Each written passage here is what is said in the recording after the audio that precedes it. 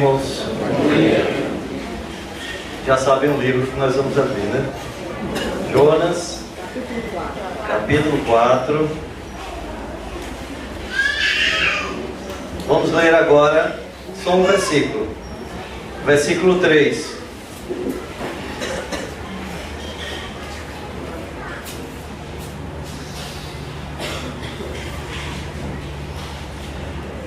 E nós vamos falar hoje sobre a graciosa cura de Deus. Só relembrando os títulos: os trágicos resultados. Vamos. De desobedecer a Deus. Depois, disciplina de Deus. A restauradora disciplina de Deus. Tem gente boa de memória aí, assim, ó, baixa a cabeça e quando levanta já sabe dizer. Muito bem, o terceiro, o irresistível chamado de Deus. E hoje, a graciosa cura. Muito bem, Davi. A graciosa cura de Deus. Capítulo 4, versículo 3. Diz assim: peço-te, pois, ó Senhor, tira-me a vida, porque melhor me é morrer do que viver. Oremos a Deus. Senhor, Senhor nosso, quão grande é teu nome, Senhor. As tuas maravilhas são incontáveis. Tu tens controle de todas as coisas. Tu controlas a natureza, mas também controla os corações humanos. E reconhecendo isto, Senhor, reconhecendo o teu poder, a tua soberania, a tua onisciência, a tua onipotência, é que nos inclinamos a ti e humildemente rogamos a tua bênção. Senhor, de nós mesmos nada podemos fazer. Por isso estamos aqui a clamar. Ajuda-nos, Senhor, agora na exposição da tua palavra. Dá, Senhor, a palavra fácil, sábia, ungida, palavra que penetre os corações e transforme vidas. Dá também ao Senhor, a tua igreja, uma mente cativa a Cristo Jesus, de forma, Senhor, que o entendimento seja iluminado pelo teu Espírito, a tua palavra compreendida e praticada na vida de cada um. Assim nós te rogamos, em nome de Jesus. Amém. Amém. Irmãos, ontem vimos que o capítulo 3 do livro de Jonas termina no momento que Deus perdoa Nínive. A nota marcante do capítulo 3 foi a grande obra de conversão que o Senhor realizou em Nínive, do maior até o menor. Até o rei de Nínive, diz a Escritura, num gesto público de humilhação e arrependimento diante de Deus, levantou-se do seu trono, tirou de si as vestes reais, cobriu-se de pano de saco e assentou-se sobre cinza. Está aí no capítulo 3, versículo 6. Vimos também que todo o povo clamou fortemente a Deus e se converteram cada um do seu mau caminho e da violência que havia em suas mãos. Por isso, Deus teve misericórdia daquela cidade e não deixou que acontecesse a eles o mal que tinha dito que lhes faria. Não obstante, todo o pecado que antes se desenvolvia ali. Agora prestem atenção numa coisa: se o objetivo de Deus fosse apenas salvar Nínive, esse livro teria terminado no capítulo 3. Nínive já estava completamente rendida aos pés do Senhor. Mas há o capítulo 4. Isso significa que, além de salvar a grande cidade de Nínive, Deus queria também curar Jonas. Jonas continuava, mesmo depois de toda a salvação, Jonas continuava miseravelmente enfermo no coração. Ele não conseguia amar Nínive. Por isso a história não termina no capítulo 3. Depois de haver salvado a grande cidade de Nínive, Deus agora vai fazer uma obra, a obra de curar Jonas, a obra graciosa de curar Jonas. E são 4 razões para tal. Primeira, por que é que Deus vai curar Jonas? Jonas está enfermo na alma. Em primeiro lugar, Jonas se desgosta daquilo que Deus gosta. Jonas se desgosta daquilo que Deus gosta. Capítulo 4, versículo 1.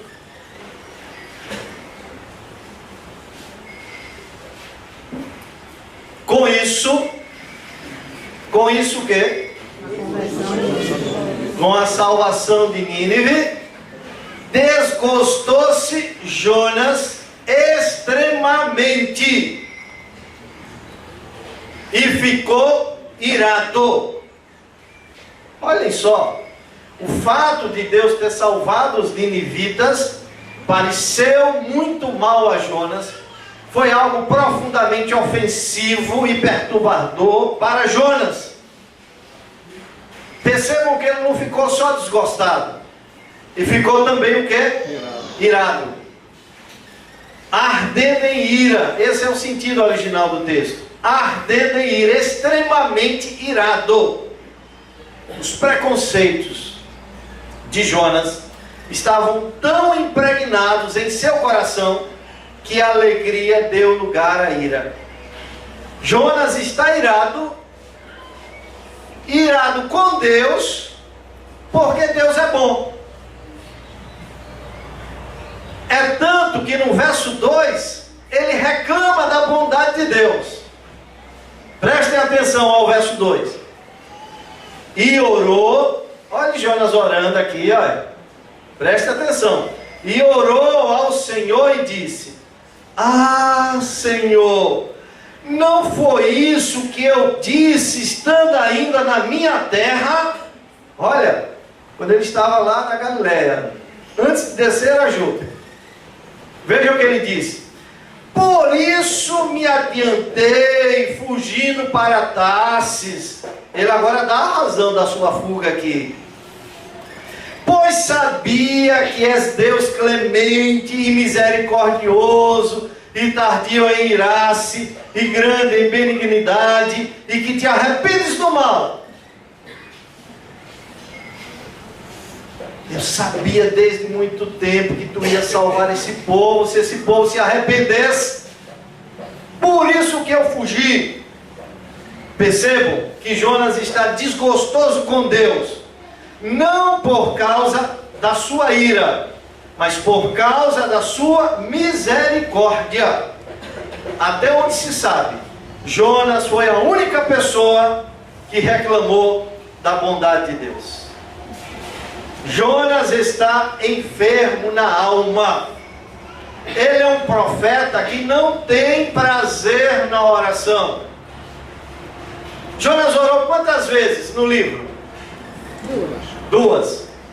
A primeira, para buscar o socorro de Deus para si, quando estava no ventre do peixe. Capítulo 2, verso 1. E a segunda, aqui agora, para reclamar de Deus. Notem que essa segunda oração foi muito diferente da primeira, tanto em conteúdo quanto em intenção. Ele fez a melhor das orações no pior dos lugares. no ventre do peixe. E fez a pior das orações no melhor dos lugares, em Nínive, onde Deus estava operando maravilhas. Sua primeira oração foi fruto de um coração quebrantado, mas a sua segunda oração veio de um coração irado.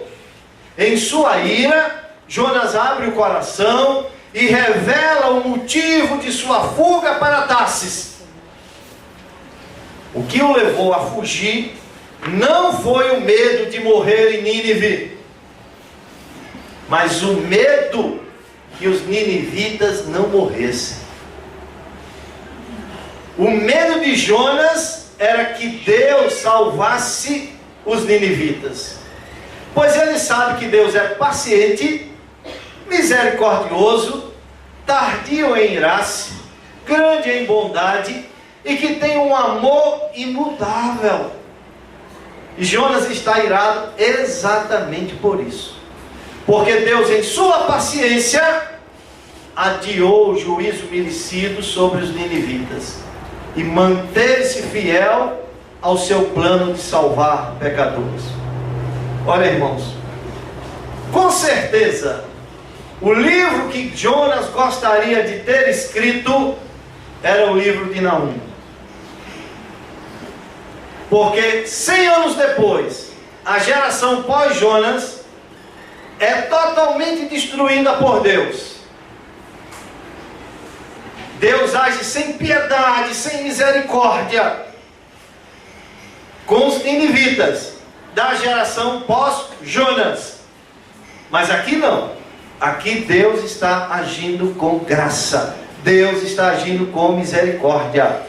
E o interessante é que a misericórdia de Deus acendeu a ira no coração de Jonas. Ele está irado porque Deus é tardio em irar-se. Enquanto Jonas é rápido em irar-se, Deus é tardio em fazê-lo. Na verdade, Jonas desgosta-se daquilo que Deus gosta: salvar pecadores. Essa é a primeira coisa que mostra que a alma de Jonas está enferma e que precisa de cura. A segunda coisa é que Jonas se desgosta das pessoas, mas ama os secundários da vida. Vejam, enquanto os anjos celebram a vida dos ninivitas, a Bíblia diz que os anjos se alegram quando um pecador se arrepende. Jonas está pedindo o quê? Para morrer. Os preconceitos e o nacionalismo de Jonas estavam tão impregnados em seu coração que a alegria deu lugar à ira, a ponto dele entrar num processo depressivo. E no verso 3 ele diz: peço-te, pois, ó Senhor, tira a minha vida, porque melhor me é morrer do que viver. Jonas quer morrer porque os outros querem viver. No verso 2, Jonas havia orado para reclamar dos atributos de Deus, da paciência, da bondade, da imutabilidade.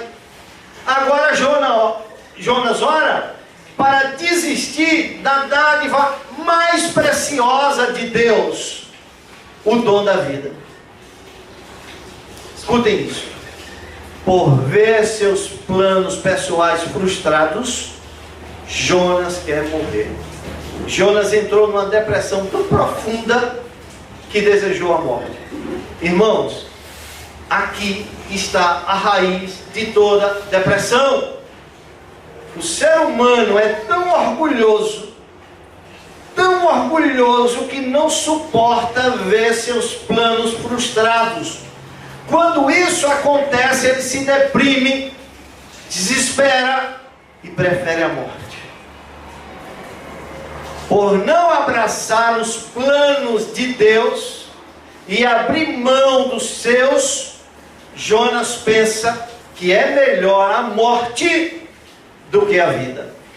Jonas estava enfermo na alma, e a sua enfermidade o impossibilitava de obedecer adequadamente a palavra do Senhor. Prestem atenção a isto. Obedecer adequadamente a palavra do Senhor. Notem, Jonas foi a Nínive, em obediência a uma ordem de quem? De Deus. Mas a obediência de Jonas reflete uma questão gravíssima. O coração dele não estava de acordo com os propósitos de Deus. Meus irmãos, nós somos também muito parecidos com Jonas.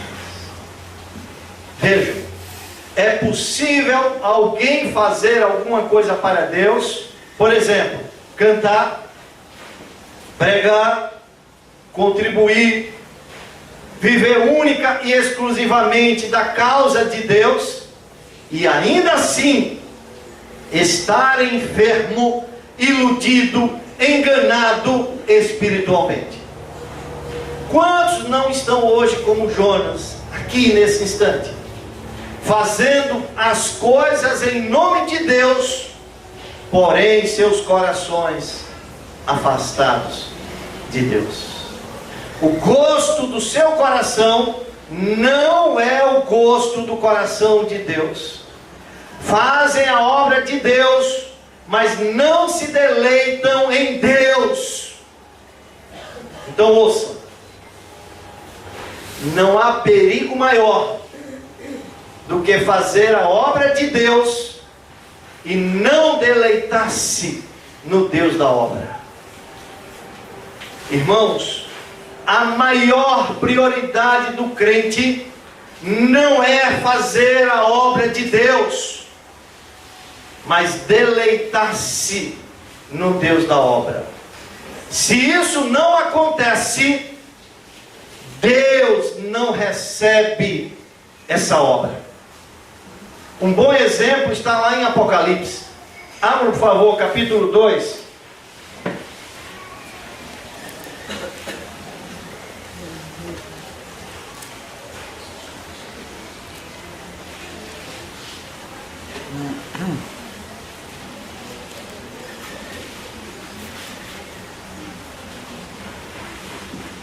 De 2 a 4, fala da igreja de Éfeso. Veja o que Jesus diz: conheço as tuas. Tinha obras essa igreja? Tinha. Jesus disse: conhece. Vamos ver quais são as obras. Tanto o teu labor como a tua perseverança. Olha, era uma igreja que trabalhava e perseverava, e que não podes suportar homens maus, e que puseste à prova os que a si mesmos se declaram apóstolos e não são, e os achaste mentirosos. Uma igreja que tem doutrina, tem ortodoxia, e tens perseverança, e suportastes provas por causa do meu nome, e não te deixastes esmorecer. Uma igreja viva. Tenho, porém, contra ti, que abandonaste o teu primeiro amor. Olha, irmãos, essa igreja tinha tudo isto, mas servia ao Senhor com a motivação errada, sem alegria. Não tem coisa mais terrível do que servir ao Senhor com alegria, ou sem alegria. Não adianta. Você está fazendo a obra de Deus sem prazer, sem alegria. O Salmo 100, no versículo 2, nos exorta: servir ao Senhor com alegria. Deus não ama, por exemplo, sua contribuição. Deus ama quem dá com alegria. E há um texto interessante, Deuteronômio, capítulo 28. versículos 47 e 48, esses dois versículos falam das maldições da desobediência. Vejam o que Deus diz ao povo de Israel: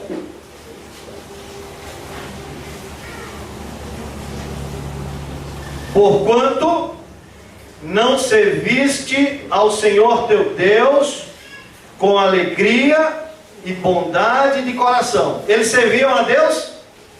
Serviam. Mas o que era que faltava? Alegria. Porque eles não serviram a Deus com alegria e bondade de coração, não obstante a abundância de tudo, assim com fome, com sede, com nudez e com falta de tudo, servirás aos inimigos que o Senhor enviará contra ti. Sobre o teu pescoço porá um jugo de ferro, até que te haja destruído. Olha, não quer servir a mim com alegria? Então você vai servir ao ímpio. Com um jugo de ferro no pescoço, até que o ímpio te destrua. Para você ver a diferença entre o que é servir a Deus e servir ao homem.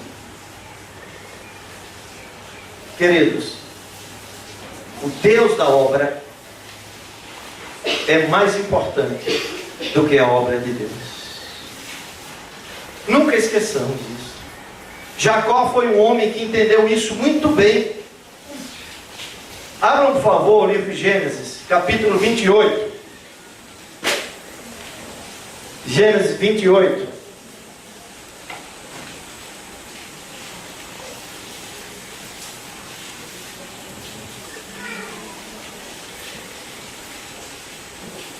Vou ler do 16 ao 19. Diz assim: quando Jacó saiu de casa, fugindo para não ser morto por seu irmão, na estrada ele tem um encontro com o Senhor. Ele tem um sonho e diz assim: despertado Jacó do seu sono, disse: na verdade o Senhor está nesse lugar. Ele viu anjos subindo e descendo numa escada. E eu não o sabia. E temendo disse: quão temível é este lugar! É a casa de Deus, a porta dos céus. Tendo-se levantado Jacó cedo, de madrugada, tomou a pedra que havia posto por travesseiro e a erigiu em coluna, sobre cujo topo entornou azeite. E ao lugar, cidade que outrora se chamava Luz, deu o nome de... Jacó fez um altar e deu o nome de que ao altar? Essa palavra Betel, no hebraico, significa casa de Deus. Bet, casa, El, Deus. Casa de Deus. Jacó disse: olha, aqui é a casa de Deus. Muito bem. Mas Jacó continuou fazendo coisas erradas. Jacó não era convertido ainda, totalmente convertido. Ele vai ter um encontro com Deus, quando ele está retornando para a sua casa. Seu irmão quer matá-lo, e ali aflito ele vai orar, e tem um encontro com Deus. Deus o converte. E vejam o que Deus diz agora a Jacó, capítulo 35, versos de 1 a 7. Disse Deus a Jacó: olha, esse acontecimento já tem 20 anos.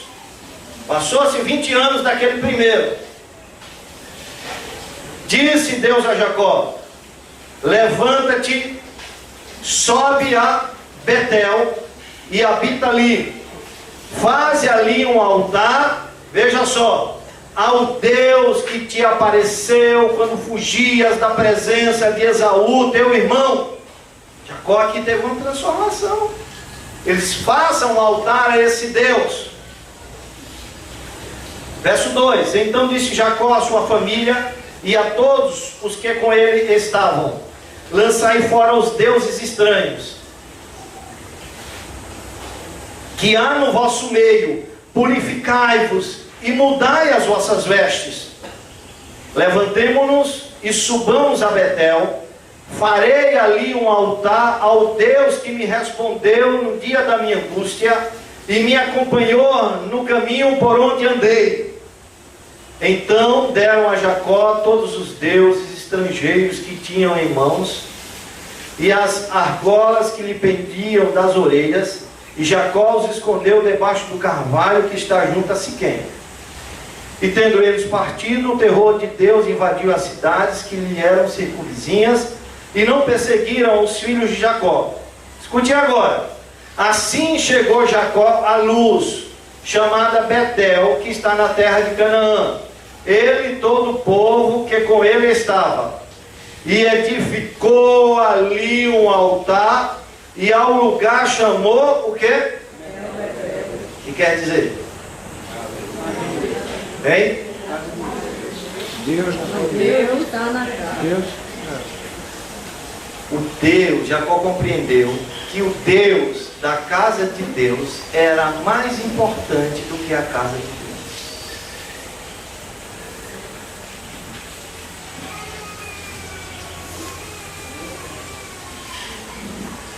Na verdade, Deus está mais interessado em quem somos do que naquilo que fazemos. Comunhão com Deus precede trabalho para Deus. O Senhor tem prazer em trabalhar em nós antes de trabalhar por nosso intermédio. Eis a razão porque a vida cristã é muito mais uma atitude de coração do que teologia e conduta. Jonas fez a obra de Deus, mas não se deleitou em Deus. Ele foi, ele pregou, mas não se deleitou em Deus. Ele se desgostava daquilo que Deus gostava, a ponto de desejar morrer. A surpreendente reação de Jonas nos remete à sua oração no ventre do peixe. Vamos reexaminar o que ouvimos Jonas orar no ventre do peixe e ver como ele condena a idolatria dos ímpios. Por favor, capítulo 2, versículo 8.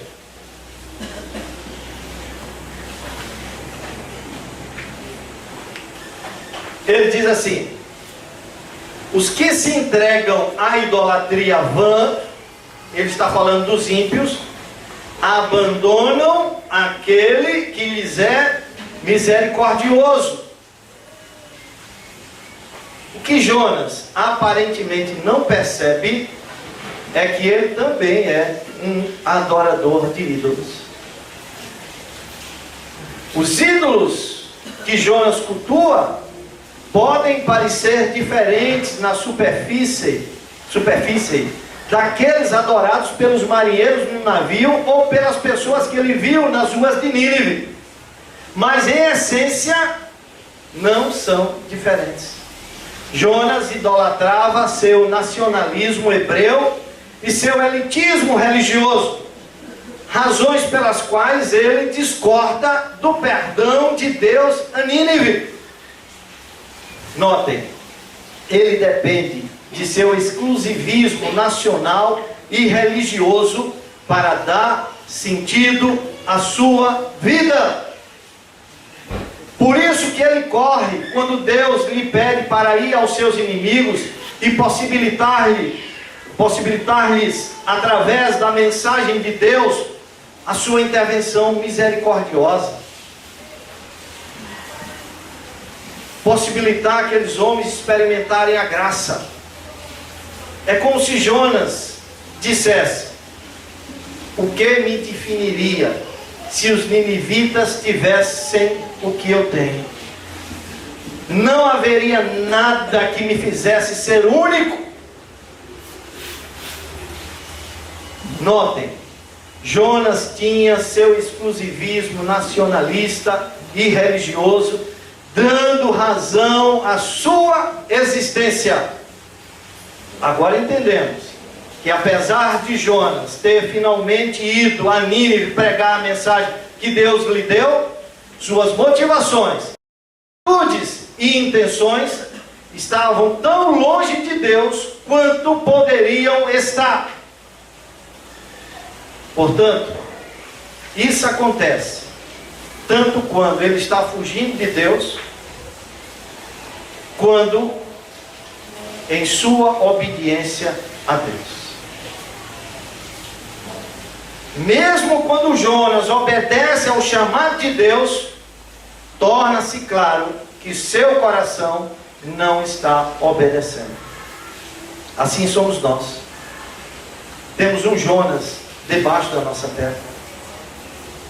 Percebam, é possível fazer a coisa certa com a disposição errada do coração.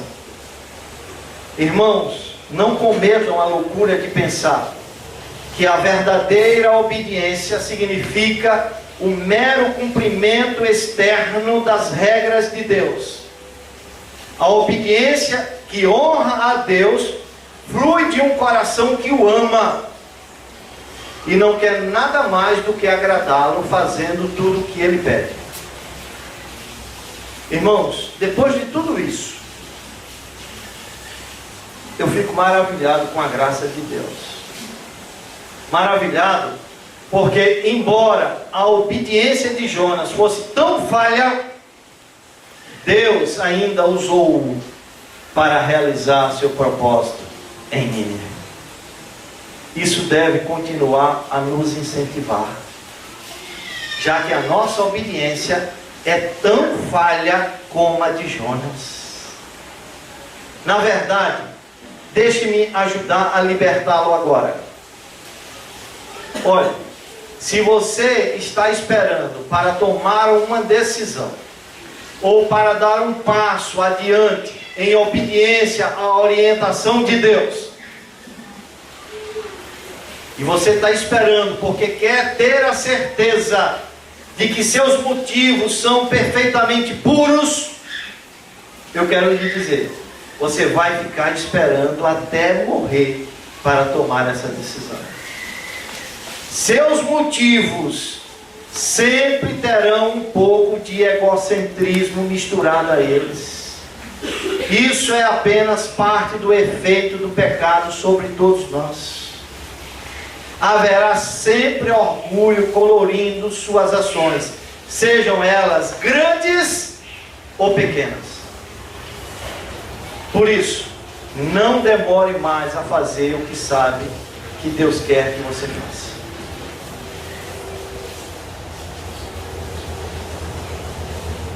Então Jonas estava enfermo na alma. A primeira coisa, Jonas se desgosta daquilo. Segunda coisa, Jonas se desgosta das pessoas e ama o quê? As coisas secundárias da vida.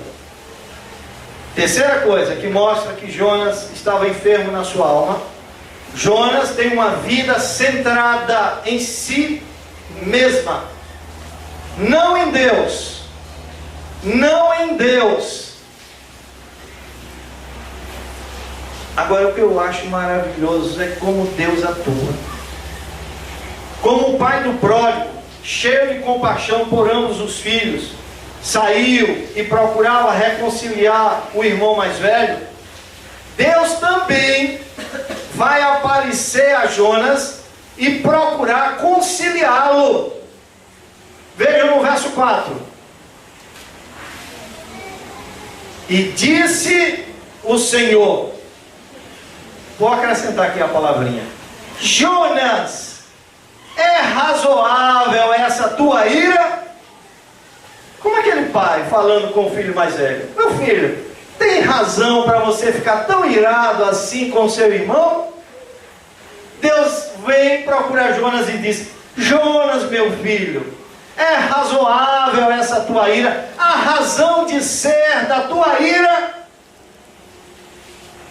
Jonas acha que está certo, está com raiva, mas a ira do homem não produz a justiça de Deus. Jonas está cuspindo no prato que comeu. Ele experimentou a graça de Deus e agora está irado porque essa mesma graça se manifestou aos ninivitas. Vejam como Jonas reage à amorosa e paciente reprimenda de Deus. Jonas responde alguma coisa? Não. não diz nada. Como aquele filho rebelde que você fala e ele não diz nada. Ele guarda silêncio. Sua ira era tão irracional que ele nada respondeu. E por cima, preferiu sair da cidade. Jonas foge, pondo-se à sombra para assistir de camarote o que Deus havia de fazer. Vejam o verso 5.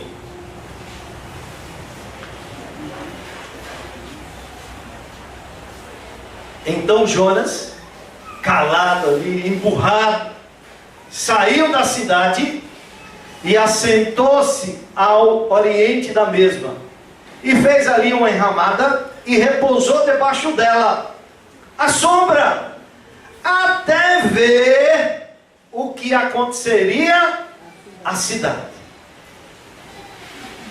Jonas está fora da cidade que ele despreza, e ele está sozinho, por opção, compreensivamente, em razão de serem terras quentes, terras desérticas, sob um sol escaldante. Jonas arruma um abrigo, uma cabana. Ele quer ficar confortável enquanto espera e assiste. Agora vejam, meus irmãos, tão duro era o coração de Jonas, que ele ainda esperava que Deus mudasse de pensamento, mesmo sabendo que Deus é imutável. Veja como ele é incoerente. Que Deus mudasse de pensamento e destruísse Nínive. Era para Deus deixar Jonas sozinho ali. Ah, fica aí, vai para lá, Jonas. Mas Deus não deixa sozinho. Em vez disso, Deus o ajuda a encontrar conforto. Para dar uma lição no profeta, Deus faz nascer uma boboreira para fazer sombra para Jonas. Aquelas folhas largas começam a subir assim por cima da barraca, cobrir, fazer aquela sombra maravilhosa. Verso 6, vejam. Então fez o Senhor nascer uma planta que subiu por cima de Jonas. Para quê?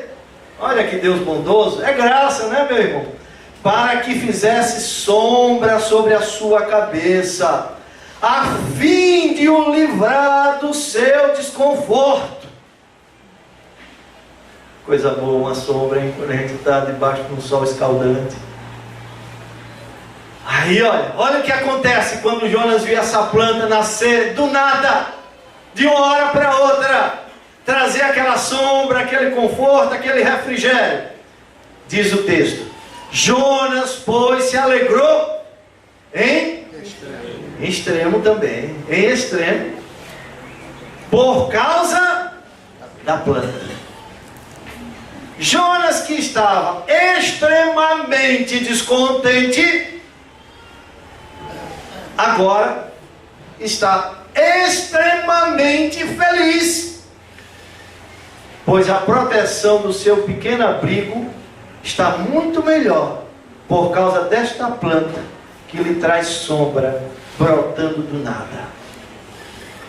Essa planta aponta para mais uma expressão da graça infinita do Senhor para com o seu profeta. De repente Jonas está contentíssimo. Vamos imaginar essa cena. Jonas em repouso, debaixo daquelas folhas grandes, com aquele queixo barbudo, apoiado seus dedos, alegre, lançando aquele olhar calmo na direção da distante Nínive, na esperança de que Deus desça fogo do céu e queime todo aquele povo. Interessante. Essa é a primeira vez que o livro fala da alegria de Jonas. E o faz para mostrar que a sua alegria é pessoal e egoísta. Jonas estava extremamente alegre com a planta e profundamente irado com Deus por causa da salvação dos ninivitas. Ele se alegra quando é abençoado e se ira quando os outros o são. Sua vida está centrada nele mesmo, não em Deus, não nos propósitos de Deus, não na vontade de Deus. O seu coração não bate em harmonia com o coração de Deus. Irmãos, eu acho tremendo a maneira como Deus vai trabalhar com Jonas, procurando fazê-lo entender o propósito do coração de Deus. A maneira como ele trabalha com Jonas é a maneira como ele está trabalhando com você também. Vejam o verso 7. Mas Deus, no dia seguinte, com madrugada, ao subir da alva, antes do sol escaldante aparecer, do nada enviou um verme, o qual feria a planta e esta se secou. Meus irmãos, notem que Deus está agindo o tempo todo neste livro. É Deus quem chama Jonas, é Deus quem levanta a tempestade, é Deus quem prepara o grande peixe para tragar Jonas e quem ordena a vomitá-lo. É Deus que salva Jonas das entranhas da morte. É Deus quem o envia pela segunda vez a Nínive. É Deus quem converte o coração dos ninivitas. É Deus agora quem faz nascer uma planta para fazer sombra a Jonas. Mas também é Deus que no dia seguinte envia um verme para devorar a planta que ele fez brotar. O Senhor deu e o Senhor tomou.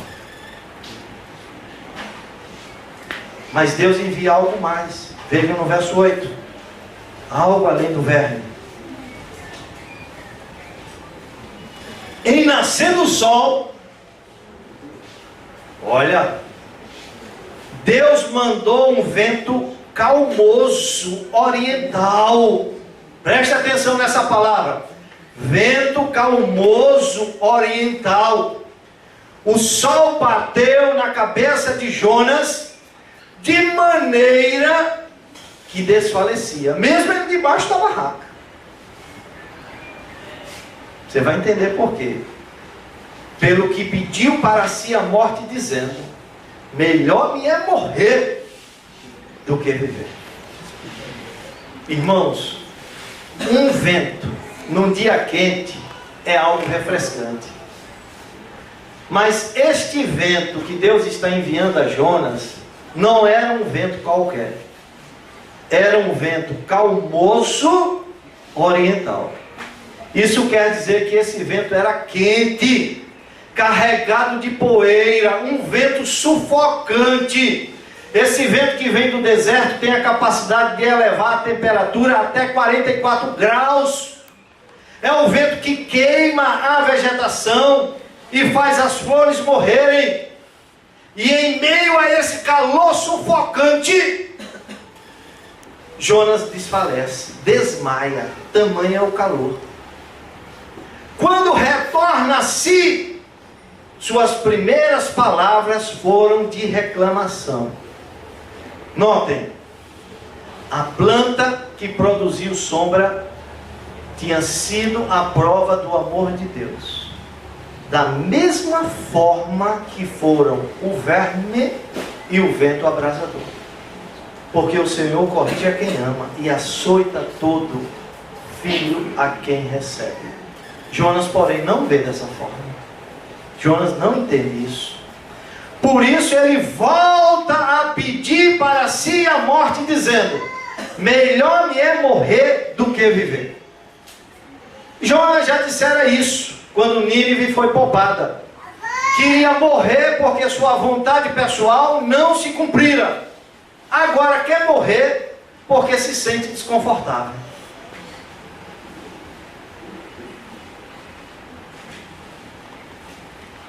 Vejam, Se Jonas era capaz de se alegrar em extremo com o conforto momentâneo de uma sombra, não deveria alegrar-se por centenas de milhares de pessoas salvas da ira? Se Jonas está desgostoso com a vida, a ponto de querer morrer, porque uma planta nasceu e no dia seguinte pereceu, não deveria Jonas se alegrar porque milhares de vidas foram salvas da ira vindoura por toda a eternidade? Se Jonas foi capaz de se importar com a planta que secou, a qual ele não fez crescer, não deveria Deus ter prazer na salvação de milhares de pessoas que ele criara a sua imagem e semelhança? Notem que a destruição não veio sobre Nínive como Jonas desejava, mas sobre a planta que lhe deu proteção do calor do sol. Jonas precisaria compreender o significado da destruição até de uma planta. Se ele tinha compaixão de uma planta que nada lhe custara, quanto mais Deus teria compaixão de milhares de pessoas que não podiam discernir entre a mão direita e a esquerda. Deus quer que Jonas pense e reconsidere os seus valores, e centre sua vida em Deus e no próximo, e não nele mesmo. E isso nos remete à quarta e última característica de uma alma enferma, que era a alma de Jonas. Em primeiro lugar, ela estava enferma porque Jonas se desgosta daquilo que Deus gosta. Em segundo lugar, Jonas se desgosta das pessoas, mas ama os secundários da vida. Em terceiro lugar, Jonas tem a vida centrada em si mesma, não em Deus. E em quarto e último lugar, a última coisa que mostra que Jonas tinha uma alma enferma e que precisa de cura, e que Deus está trabalhando para curar a alma de Jonas, é que Jonas tem um amor desfocado do amor de Deus. O fato de que o amor de Deus é incondicional, profundo e amplo, e é oferecido a todo tipo de pessoa, não é a toda pessoa, esse amor salvador, mas a todo tipo de pessoa, sem distinção, isso frustra Jonas. Deus então se volta para Jonas e diz: Jonas, você não entende o meu amor. Você dá mais valor às plantas do que às pessoas. Isso machuca, não é, irmãos? Machuca ou não machuca? Machuca, sabe por quê? Porque todos nós somos culpados disso, de uma maneira ou de outra. Uma diferença entre o amor de Deus e o nosso é que Deus sempre valoriza mais as pessoas. Muitos de nós temos algo que amamos mais do que as pessoas. Seja o esporte, carros, dinheiro, negócio, reputação, conhecimento, não sei. Avalie sua vida e você vai descobrir. Alguém colocou isso da seguinte forma, preste atenção a essa frase. A frase diz o seguinte: na cidade de Deus, os habitantes amam as pessoas e pisam sobre o ouro. Os habitantes amam as pessoas e pisam sobre o ouro. Enquanto na cidade do homem, os habitantes amam o ouro e pisam sobre as pessoas. Irmãos, os mais profundos sentimentos de Deus estão reservados às pessoas. Na economia de Deus, as pessoas vêm antes dos projetos, não os projetos antes das pessoas. Deus prova isso não apenas na suspensão temporária de sua sentença para Nínive, mas em sua incessante busca por Jonas. Como Jonas não compreendia isso, ficou outra vez irado. Vejam o verso 9. Então perguntou Deus a Jonas: é razoável essa tua ira por causa da planta? Me diga, Jonas, tem razão de ser essa tua ira agora por causa da planta? E o que ele respondeu? Ele respondeu: é razoável a minha ira até a morte. Caba duro, hein? É um profeta de Deus, é um servo do Senhor. Se com Jonas foi assim, imagine comigo e com você. É razoável a minha ira até a morte. A pergunta de Deus é reflexiva, meus irmãos. É uma pergunta para que Jonas pense, para que ele considere em seu coração antes de responder ao Senhor. Mas ele responde sem pensar. É uma resposta incoerente. Há incoerência humana e incoerência espiritual na resposta de Jonas. Há uma incoerência humana porque ninguém morre por causa de uma planta. Há uma incoerência espiritual porque ele sente mais compaixão da planta do que de pessoas. Que insensatez! Jonas amava mais as coisas do que as pessoas. Jonas conseguia chorar e sensibilizar-se por causa de uma planta, mas não chorava ou tinha compaixão do povo que morreria e que permaneceria eternamente separado de Deus. Meus irmãos, percebam como a nossa sociedade aderiu à filosofia de Jonas. Atualmente, as coisas parecem valer mais do que as pessoas. Plantas e animais têm mais valor do que as pessoas. Por exemplo, um crime ambiental é punido com muito mais severidade do que os crimes contra a vida.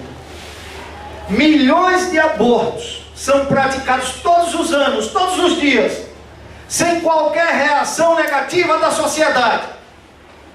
Mas se um animal silvestre é sacrificado, a imprensa alardeia o fato e o criminoso é severamente punido. Na década de 80, depois de um festival, o cantor popular Eduardo Duzec fez uma música que todos nós conhecemos. A música dizia: troque seu cachorro por uma criança pobre, sem parente, sem carinho, sem rango, sem posses. Faça da sua vida uma notícia nobre. Toque o seu cachorro por uma criança pobre. Deixe-me dar uma palavra de explicação. Ao dizer isto, eu não estou dizendo que aprovo crimes ambientais. Nem concordo com aqueles que cometem crimes contra a fauna e a flora. Isso é um atentado contra o mandato cultural. Todavia, meus irmãos, as pessoas valem mais do que plantas e animais. Infelizmente, Jonas não entendia isso. Ele amava mais as coisas do que as pessoas. Infelizmente, Jonas é um retrato de muitos hoje em dia. Devemos nos lembrar que se pusermos o coração nas coisas secundárias da vida, não devemos esperar que a nossa alegria seja mais duradoura do que a de Jonas. Melhor me é morrer do que viver. Nisso devemos concordar com o profeta. Para quem coloca a vida num nível tão mesquinho, é melhor morrer do que viver. E era isso exatamente que estava acontecendo com Jonas. A ira está lhe matando, minuto a minuto, instante a instante. Ele é um homem infeliz porque não é livre. Ele ainda é escravo da sua própria amargura, de suas limitações e fraquezas. Alguns de nós somos miseráveis pelas mesmas razões. Por isso Deus também está trabalhando em nós, nos ensinando a confiar nele, especificamente naquelas áreas onde é muito, muito difícil discernir o que ele está fazendo e por que está fazendo. Isso dói, meus irmãos. Às vezes é extremamente doloroso. Ele está nos dizendo para esquecer as coisas que pensamos não poder viver sem elas. São coisas que acreditamos que fazem a vida valer a pena. Ele está nos empurrando, nos estimulando a desistir dos nossos ídolos inúteis, coisas com as quais estamos tão acostumados que nós realmente pensamos não poder viver sem elas. Ficamos dependentes por tanto tempo dessas coisas que temos medo de renunciar a elas. Tais coisas realmente chegam a nos definir, mas elas, na verdade, estão nos escravizando. E ao nos agarrar, elas estão bloqueando o que Deus quer nos dar, a grandeza daquilo que Deus quer nos dar. Uma mão ocupada não pode receber aquilo que Deus quer nos dar. Tem que abrir mão, aparecer diante de Deus, dizendo: Senhor, enche-me conforme a tua vontade. Agora quero te dizer uma coisa: você não é diferente de Jonas. Você se agarra a essas coisas com toda a sua força. Sabe o que Deus está fazendo? Deus está quebrando os seus dedos. E a dor que você está vivenciando é Deus forçando suas mãos a serem abertas para retirar todos os presentes. E olha que foi Deus que te deu isso. E Deus diz: eu sei que você ama muito, muito, muito, muito, como Ele disse a Abraão. E eu quero, Abraão, quero teu filho único, aquele a quem tu amas muito. Na verdade, Deus deu para desfrutarmos. Mas quando nós tiramos a afeição de Deus e colocamos nessas coisas, Ele vem buscá-los. Porque Ele não divide a sua glória com ninguém. Então Ele está forçando, com as circunstâncias da vida, por tudo que você tem passado, Ele está forçando os seus dedos para retirar os presentes aos quais você está se prendendo com mais força do que tem se prendido a Deus. Se olharmos para Jonas, vamos ver que ele priorizou sua vontade, inverteu os valores, não deu importância à vontade de Deus, foi fazer o que Deus havia lhe outorgado por pressão. Irmãos, eu já estou desistindo, mas Deus não desistiu de Jonas. Deus não desistiu de Jonas. Versículos 10 e 11. Essa é a última e decisiva pergunta para Jonas.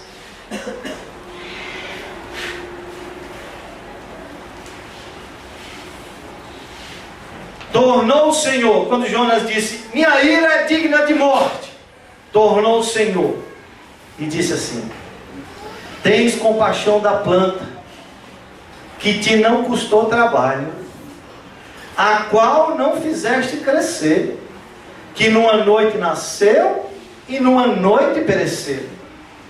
E não hei de eu ter compaixão da grande cidade de Nínive, em que há mais de 120 mil pessoas que não sabem discernir entre a mão direita e a esquerda, e também muitos animais.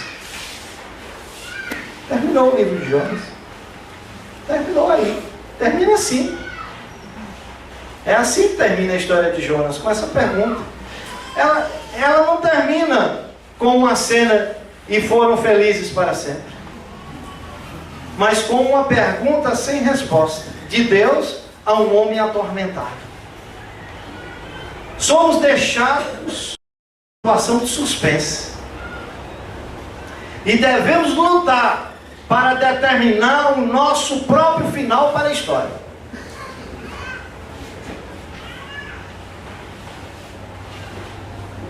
Eu tenho meu final, as minhas convicções,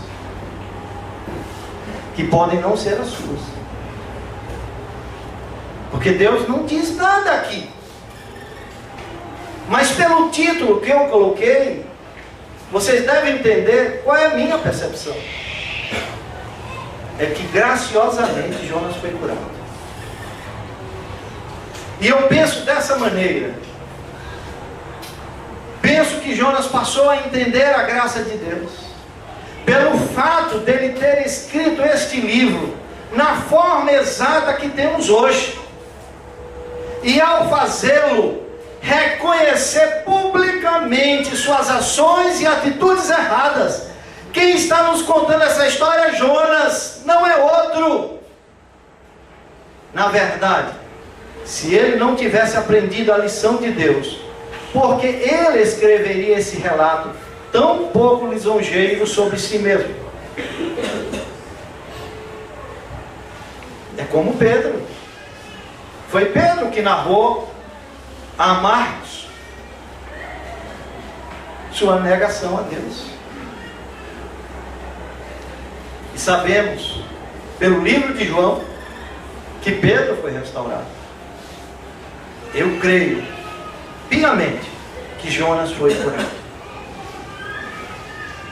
Agora, quero concluir dizendo o seguinte. Isso aqui eu guardei para o final. Não podemos negar que Jonas falhou em reconhecer a infinita graça e fidelidade de Deus. No fato de enviá-lo à cidade pecaminosa de Nínive.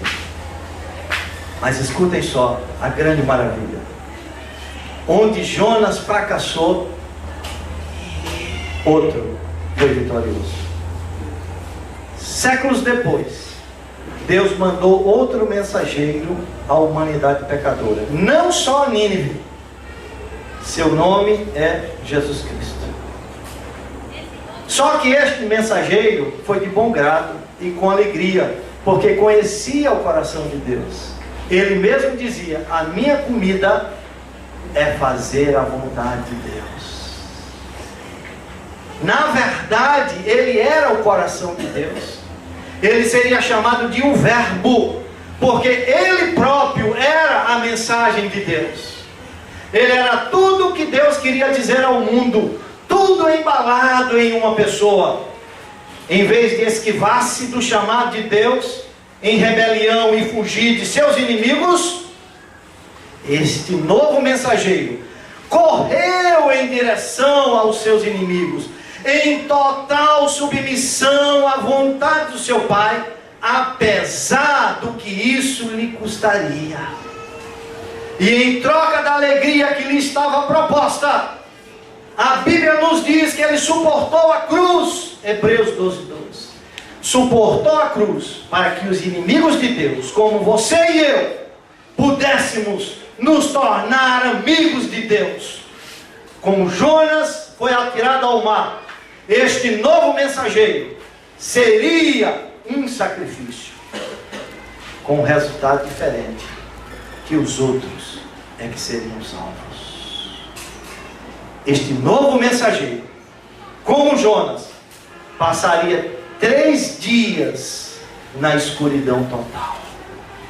Mas ao contrário de Jonas, emergiria com uma determinação sincera para ir ao encalço dos seus inimigos com amor vivificador. E ele foi a essa missão porque queria, não porque tinha que ir. Quando a misericórdia de Deus foi mostrada a Jonas e a seus inimigos, Jonas ficou profundamente irritado. Mas esse novo mensageiro foi um feliz prolongamento da graça de Deus para com seus inimigos. Não irado, não amargurado, mas ungido com óleo de alegria, conforme diz Hebreus 9. Jonas fala sobre autoproteção. Esse novo mensageiro fala sobre um jubiloso autossacrifício. Não admira Jesus dizer que é maior do que Jonas. Jesus é maior do que Jonas, porque Ele é aquele que sucedeu Jonas onde ele falhou. Percebem?